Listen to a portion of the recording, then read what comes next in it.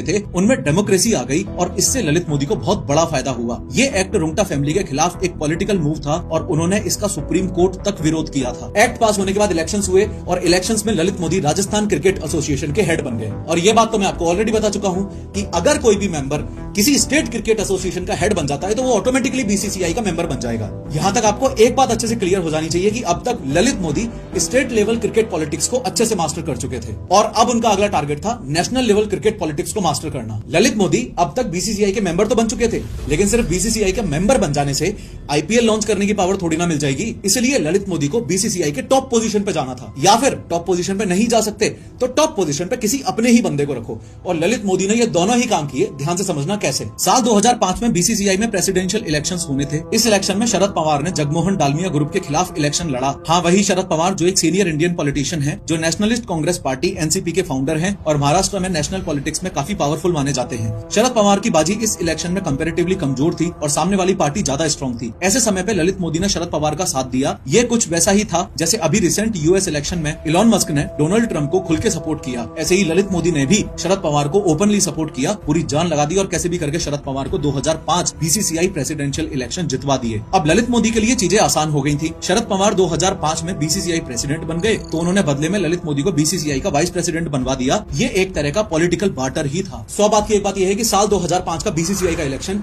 Indian cricket politics का बहुत बड़ा टर्निंग पॉइंट था। बीसीसीआई का प्रेसिडेंट भी ललित मोदी का खास था और ललित मोदी खुद भी बीसीसीआई के वाइस प्रेसिडेंट बन चुके थे। अब ललित मोदी को आईपीएल लॉन्च करने से कोई नहीं रोक सकता था। देखो, ये भी एक सोचने वाली बात है कि क्रिकेट इंडिया का नेशनल गेम ना होते हुए भी एक रिलीजन की तरह ही फॉलो किया